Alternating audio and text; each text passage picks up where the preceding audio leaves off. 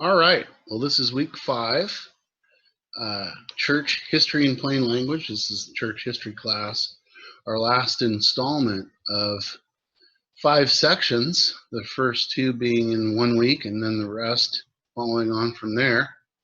And this one, friends, is not very long, and so I'm going to just get right to it. We are, by virtue of our last conversation and exploration, brought up to the point of 1914, which is, of course, the 20th century, just the beginnings of the 20th century, and just prior to the entrance of the United States into World War I. This section and following are called the Age of Ideologies through the Age of Global Expansion and Relocation, which is 1900 forward. So, as I mentioned before, and you'll see here again, the chronology of this material ebbs and flows a bit in order to catch the main thrusts of the various movements, which run oftentimes parallel to one another and over the same time frames, but accomplishing different things and sometimes starting in or stretching beyond a particular time frame. So the author is careful to kind of go back and sort of like painting, with a broad brush, a big expansive wall. He's painting several strokes in order to fill in the entirety of the picture. Again, not a new thing, but in this particular 2 sections and final sections in the book, it's a very pronounced thing by necessity. There's a lot that's going on and overlapping. It's just about, 100 years or so, depending on where you stretch it to as an end date, but we're talking now about the 21st century. About 100 years or so of very busy history. And it starts, again, significantly at the time when the world is being plunged into the massive, challenging, disorienting events of the 20th century on the back end of what will be about 500 years worth of, yes, traumatic and difficult times like the American Revolution or the Civil War, citing American history, but nothing on the global scale of what will come in the 20th century to, and here's the point, undermine the optimism and self kind of actualizing consciousness that emerges out of the post-Enlightenment period and the post-Reformational period. We talked last week in our discussion about human consciousness being very, very different now than it ever has been before, and consciousness including more than just human intellect, that is the capacity to think, but the whole of what we are as people, including our subconscious mind, including our emotional lives, including our psychological lives, so on and so forth. So what's happening here in a couple of different ways, in my opinion, on the philosophical, theological level, is that humankind is shifting and changing in its consciousness dramatically, like never before. And again, this section picks up on the front end, on the verge of a massive shift away from, the hopefulness of humankind has, all kinds of potential. All we have to be is our smartest, best selves, and we'll solve all our problems. Technology, science, humanistic and human-centered focus, all these things are adding great benefit to the quality of life for most people on planet Earth. And then suddenly we're all thrust into the 20th century with 2 world wars, the Holocaust itself, not to mention the Russian pogroms and also oppression of its people during the revolution, which is probably by the numbers at least a more murderous reign than the Holocaust itself, which is rooted in Nazi Germany and its territories, and mind-bogglingly evil and horrific and traumatic beyond words. So then you've got the later part of the 20th century, and the Korean conflict in American history, Vietnam, Watergate, on and on it goes. The 20th century being quite a shifting, changing, challenging time. So, jumping into church history as it unfolds in this period is where we're going next. And we'll start with Major Division 7, which is the Age of Ideologies, 1914 to 1989. The 20th century brought the colossal struggles of political and military giants, communism, Nazism, and Americanism to bear. A new paganism appears. It appeals to the laws of economics, the passions of race, and the inviolable rights of individuals. Christians were forced to suffer, to think, and to unite in new ways. Protestants reached out to each other in the movements of unity. Roman Catholics struggled to update their church. Excuse me, the fall of the Berlin Wall signals a decline in the power of ideologies, and the new Christianity in the Third World and beyond emerges and expands at an incalculable rate. This new Christianity eclipses inflamed Muslim voices in which it discerns both danger and call to mission. So that's a great summary of all that's coming next. It begins with chapter 42, the 20th century's ideologies put on display, otherwise entitled Graffiti on the Wall of Shame. The wall that's being referenced in this chapter is the Berlin Wall.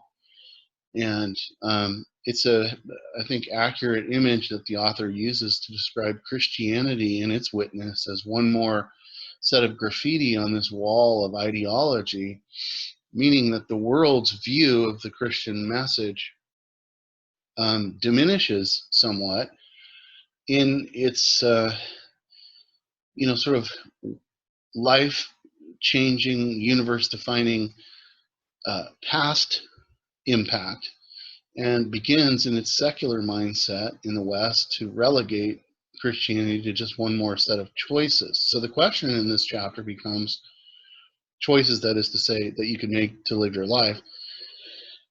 The question in this chapter becomes, how has the Christian message of peace and freedom endured through the years of modern international hostilities? And again, everything that I just said is defined more clearly and in detail in the chapter, from the rise of nationalism and communism and individualism in the American experience to Hitler and Nazi Germany's rise and the final solution, to what happens, and it's a disaster for the Catholic and Protestant traditions under Hitler in Germany during the war, and what will ultimately become a seriously compromised church, regardless of what side of the fence of Catholicism or Protestantism you're on. The Russian Revolution, as I mentioned, provides an alternative totalitarian system to the Nazism, but it's hardly better, in fact, in much ways worse. And then the impact of World War II, which leaves us all reeling into the 20th century, having experienced, the decimation of 2 world wars and the Holocaust and so on. The answer to the question is that the Christian message endures, but its substantive impact on Western culture is diminished. And that's continuing in an interesting way today, where we talk about being in a post-Christian culture. It's not, though, continuing in the global South, where new revival and the new Christianity that the end of the book will examine is now rising and has been rising for quite a while. First and foremost, through the rise of Pentecostalism, the Azusa Street revival, and other revivals in the beginning of the 20th century in the West, in America, which has now spread to Africa, Asia, South America, Latin America, and so on. So we're living at an incredibly interesting time in history, as defined by that which is the Spirit's activity through building His kingdom and quantifying and qualifying the church as an organizational system through human participation and interaction.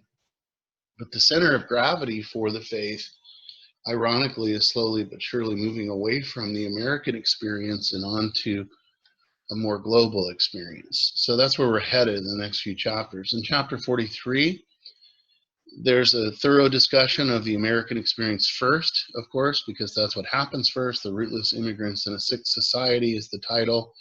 And it's all about American evangelicalism. And it poses the question, could a modern evangelicalism lead America in a new great awakening of social ideas? And the reference there is to the original Great Awakening, which we talked about last time, which happens, of course, in the 1700s. So the question really is, can evangelicalism, as it's developing and evolving, revive the United States' faith in as equally a powerful way as it did in the 1700s, and beyond that, in the multiple revivals that took place after the original Great Awakening under John Wesley and George Whitefield and others. And the answer is no, that evangelicalism is a presence, to be sure, and a prominent one, and a cultural one, but as we talked in our discussion last week, a somewhat ironic one in terms of its actual core Christian message versus its other byproduct messages of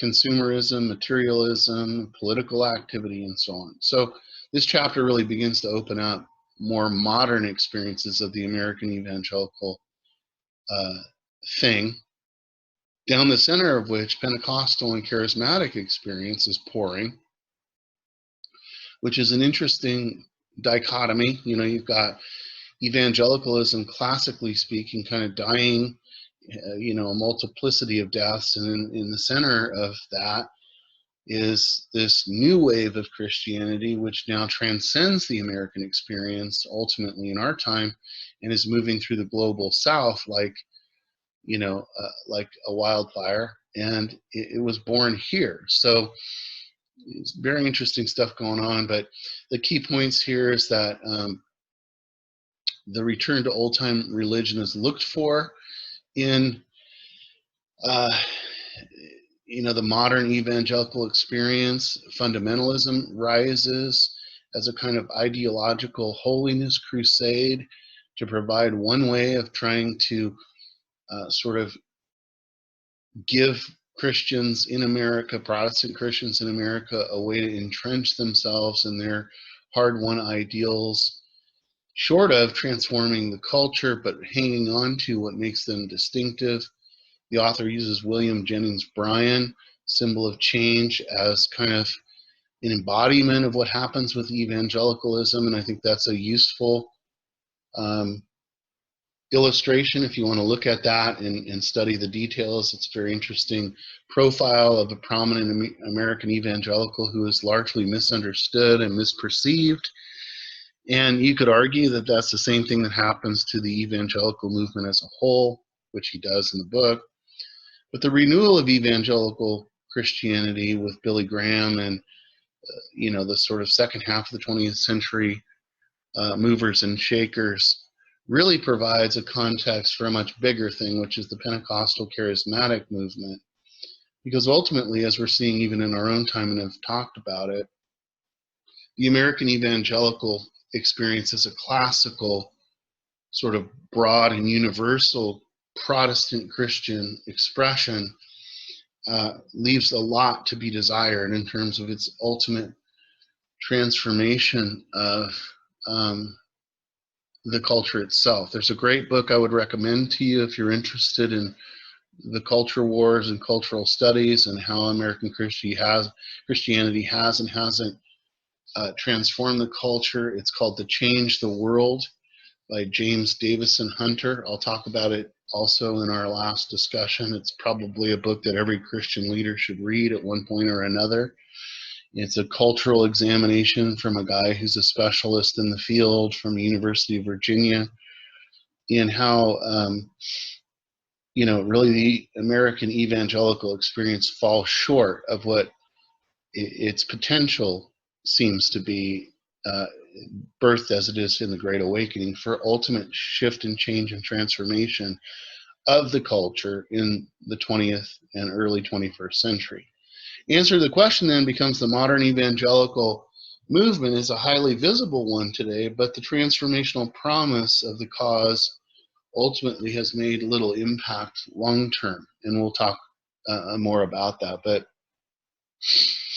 that's what chapter 43 is about. Chapter 44 is New Creeds for Breakfast. This is the emergence of the ecumenical movement, that is to say, movement to find formal unity across denominational and even Protestant Catholic lines, an awareness that the social challenges, the social issues, the complexity of what I want to call, many call postmodern, I call late modern life in the second half of the 20th century and into the 21st century, presents a real dilemma, unlike anything that's ever been presented to Christianity before in terms of human consciousness and its needs and its need for change and transformation. And Christians across quote unquote party lines see this. And so there's this rise in the 60s, especially 70s, 80s, and so on, of a movement of multi-denominational, multi-traditional groups trying to work together as Christians to bring about world transformation. Question becomes, how have Christians expressed the new ecumenicity of the 20th century? That's the ecumenical, meaning coming together, movement. What was this new spirit of unity exactly? And the chapter describes some of the major components, not all, but some of the major components of it. Ecumenism in general and its definition, the life and work movement out of Europe, the World Council of Churches, the denominational mergers, and the united denominational approaches like United Presbyterian, United Methodist, and then the evangelical expressions, particularly of unity, which really work themselves out in a renewed effort towards missions. All of this is, again, trying to tap into this new spirit of, hey, we all have the same basic message as Christians. Let's work together despite our distinctions, differences, and even conflicts to try to save the world. And it does fall short for reasons that are explored in the chapter. But the answer to the question then is the new spirit of unity caused much organizational change, but rendered little true unification among believers who clung to their old distinctives and continue to do that. And so what I think you're seeing today, fast forwarding it to our time, is the wind of the Spirit blowing through what will ultimately prove itself to be the last vestiges of classical American evangelicalism toward a new global Christianity, which is where we end the book and the class. And the root of that being somewhere other than America. Not that America still isn't alive and committed, and we have lots of Christians and all the rest, but the cutting edge of what God is doing has moved beyond our shores now, blown through, and is thankfully impacting the much broader world, especially in the global South, regardless of what we are and aren't able to pull together in terms of working together and trying to make the most of what our heritage means as we've inherited it as Protestant Christians in the Western context. Chapter 45 is a revisitation of Catholicism, the Medicine of Mercy in Vatican II, which is a major renewal effort within the Catholic Church, led primarily by Pope John Paul. And it inaugurates a kind of new era for the Roman Catholic experience. Not that they're able to, like evangelicalism itself, shed all of the baggage of the past, but there is definitely a renewal, interestingly, driven by ultimately the charismatic Pentecostal renewal of Catholicism in much the same way that evangelicalism is impacted, but toward different ends, more Catholic and Catholic concerned ends. There's a split in the Catholic Church between conservatives and progressives, or conservative and liberal elements. There is this massive shift and change towards making the church more relevant and answering the issues of the day, especially the postmodern, late modern consciousness of the day, with a more updated version of Catholicism. There's an exodus of priests and nuns that create a leadership vacuum for a while in the Catholic Church. That is still happening, complicated by, the scandals of the abuse and sexual abuse and oppression of young people by priests. That's now kind of come to, a peak moment in history. But ultimately in that chapter, we're just revisiting how Roman Catholicism is dealing with the shifts and changes of the 20th century and the dawning now 21st century, and the recognition that there's a need for deep reconstruction and renewal within the classical Catholic construct itself. The need for Catholic renewal and update drives Vatican II, and the influence of the Spirit brings these changes forward into a global set of actions redefining the Church. So Roman Catholicism has changed also, but is hardly the cutting edge Christian experience that charismatic and Pentecostal revival is now, even into our time in the global South. The last major division is the age of global expansion and relocation, which is this 1900 forward into the 21st century time frame. We're looping back again in this last 3 chapters to talk about what the state of affairs in the Christian church globally is from this historian's perspective now, in our current sort of last of the 20th, first 20 years of the 21st century. I'm just going to read it. More people have become Christians in the last 100 years than at any other time in history. When focusing upon the evangelistic embrace of faith, it's arguable that more has happened in the last 100 years than has happened in all of the church's previous history. The great missionary push of the late 1800s, early 1900s has contributed to this explosive growth, largely south of the equator now especially. Yet the new growth seems to have its own distinctive character and spirit-given initiative. Ironically, one-time strongholds of Christian mission in Europe and North America are seeing dormancy and decline. History will record that this new centers of Christianity in the global South and beyond can maintain a faithful Christian character and give witness to this unprecedented work of the Spirit. Also, time will tell if signs of the spiritual stirring that's occurring will revive a faithful witness in the West properly. Without the Spirit stirring, the label post-Christian will become more fitting with time. What the author's saying here is that we're now too close to all of what's happening in our lifetime to make meaningful historical commentary that necessarily is going to stick into the future, because history, by definition, takes time to unfold, and the understanding of history takes time to analyze and to comprehend. And so really, I think he does a good job in this section of the book, but it's a little undefined going forward as to what's going to happen next, because we're all still alive in the middle of this dynamic history as it's unfolding in the present hour, and there's no way to know exactly what God is up to, in the biggest picture sense of the word, relative to the West and the global South and the rest of the planet, as the Spirit, moves towards the end of time, wherever and whenever that's going to happen, with this kingdom expansion that is now moving through an information age, a pandemic age, a globalization age that's unlike any other age in human history. So in chapter 46, Christianity in the West, Decline and Reconstruction, is really a broad chapter posing the question, is Christianity in the West on the verge of a massive decline or a season of massive reconstruction in the face of rising secularism?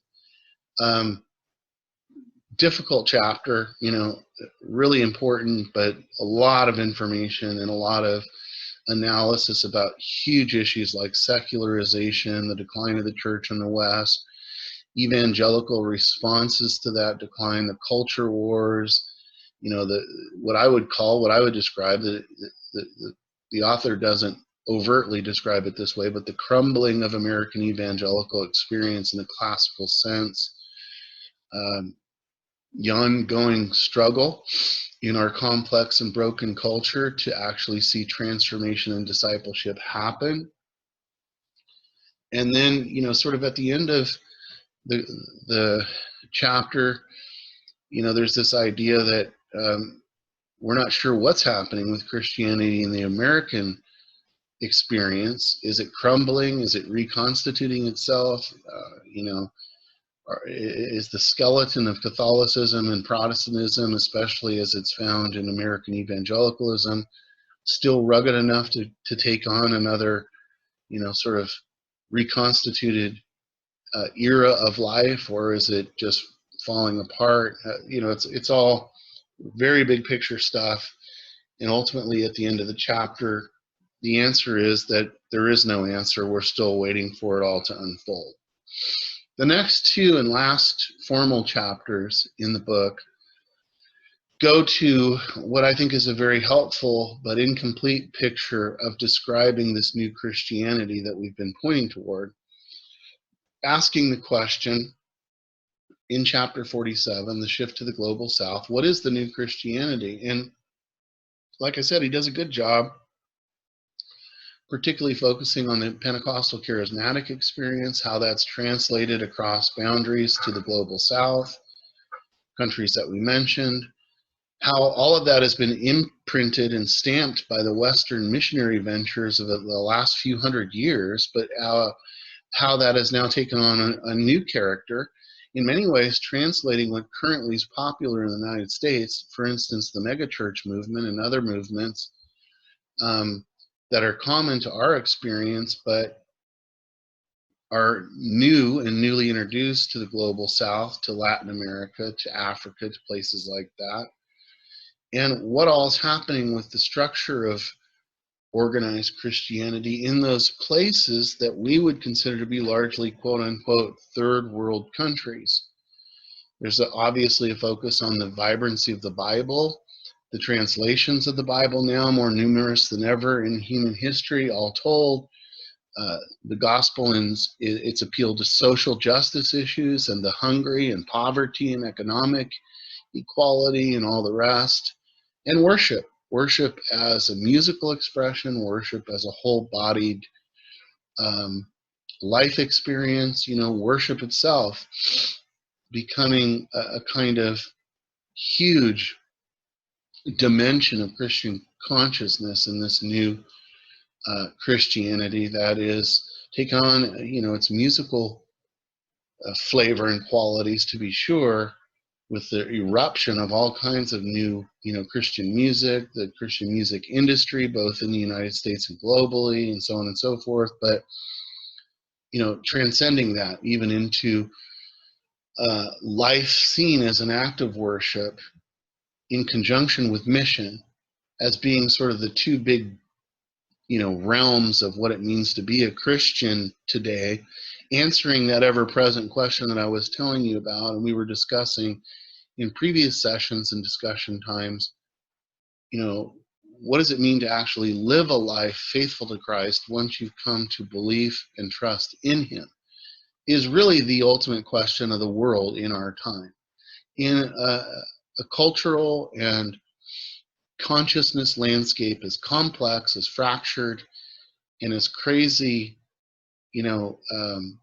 multi-layered as it is in our world now, the dilemma really isn't finding people who claim to believe in Christ. It's actually finding people who live a life that looks anything like Christ's life reflected in the late modern era accurately. That's the big issue. It's not so much, evangelism, although that's always the big push. It's really finding examples of Christians that actually live a life in a late modern context that looks a lot like Jesus versus more like the culture. So with that in mind, there's this recognition in this chapter that all of this change is happening. There's a missionary zeal that's driving it. There's a long history of missionary activity that's propelling it, but there's also the charismatic Pentecostal spirit dynamic, leading it. And we're headed toward that which we're still figuring out. And I've left chapter 48, Windows to the Christian World, Places and Person of Faith, kind of blank in this slide because I want you to read that chapter. It's a good set of examples of individual people who embody what this new Christianity is going to look like. They're particularly drawn from Africa and Asia.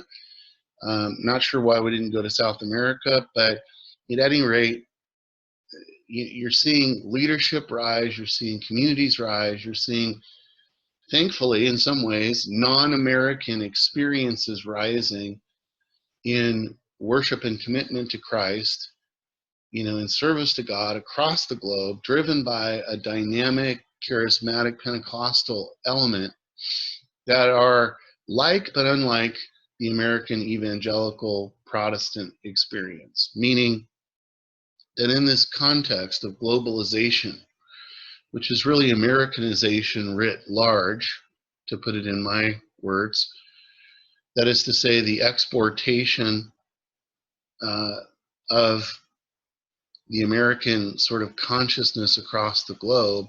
Thankfully, in many ways, some of the classic American challenges, troubles, and contradictions have not necessarily carried through, but the vibrancy of a charismatic Pentecostal Christian experience has, and has impacted millions and millions of people and is continuing to do so. So in many ways, from a very Pentecostal point of view, you could say that Azusa Street is now spread around the world, and it's changed things in ways that no one could guess, and it will continue to do that well beyond our lifetimes. So we're kind of, like I said, in the middle of it all and discovering it along with the author as to what the exact and precise history looks like.